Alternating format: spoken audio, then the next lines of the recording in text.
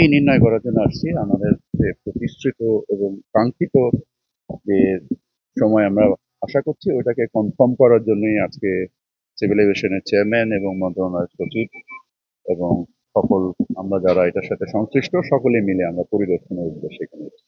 তো আমরা আশা করি আমাদের যে কাঙ্ক্ষিত সময় আছে অক্টোবর মাঝামাঝির দিকে ইনশাল্লাহ আমরা শুরু করব এখানে আন্তর্জাতিক বিমান অপারেশন শুরু করব।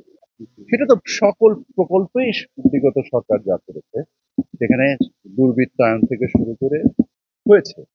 এখন আমাদের এই প্রকল্প যেটা প্রায় 70-80% কাজ শেষ হয়ে গিয়েছে, আমাদের তো শেষ করতে হবে। আমাদের এখন কাজটাকে শেষ করাটাই হচ্ছে মূল লক্ষ্য। আর এটার ব্যাপারে আপনারা জানেন যে সিভিল এভিয়েশনের বিভিন্ন প্রকল্পের ব্যাপারে দুদক অনেকগুলো মামলা তদন্ত করবে।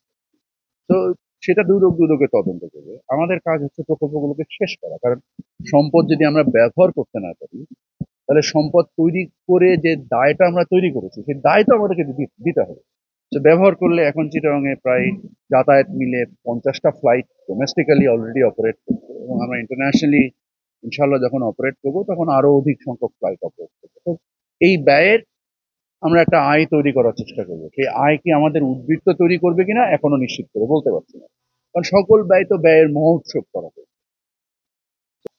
তো এই এই প্রকল্প কেন্দ্রিক জমি জটিলতা নেই, কিন্তু আমাদের যে মহাপরিকল্পনা সেখানে আমাদের জমির ব্যাপক জটিলতা রয়েছে এবং সরকার এই জটিলতা নিরসন করার উদ্দেশ্যে আপনারা জানেন যে প্রায় 3,000 কোটি টাকা খরচ করে একটা আবাসন প্রকল্প করেছে এবং সরকার চায় যে এই জায়গাটা সম্ভব যত দ্রুত মানে খালি হোক এবং এর যে মহাপরিকল্পনাটা রয়েছে যার মাধ্যমে কক্সবাজারের যে মর্যাদাপূর্ণ একটা আন্তর্জাতিক রূপ দেওয়ার ক্ষেত্রে আমরা বিভিন্ন অংশীজনের সাথে আলোচনা জেলা প্রশাসক মহোদয় এবং আমাদের যে এই রিলোকেশনের জন্য যে অর্থের বরাদ্দ আছে সেগুলোকে ব্যবহার করে মানুষের যেন কষ্ট না হয় সেটার সাথে সংবেদনশীলতার সাথে আপনারা নিজেরাও জানেন যে প্রায় 3,000 কোটি টাকার উপরে একটা ব্রিজ, রাস্তা, বাড়িঘর, কত হাজার, প্রায় 3,000 অ্যাপার্টমেন্ট তৈরি করা হয়েছে, একটা আশ্রয়ণ প্রকল্প করা হয়েছে। আমাদের আপনাদের সহযোগিতা চাই মানুষকে উদ্বুদ্ধ করার জন্য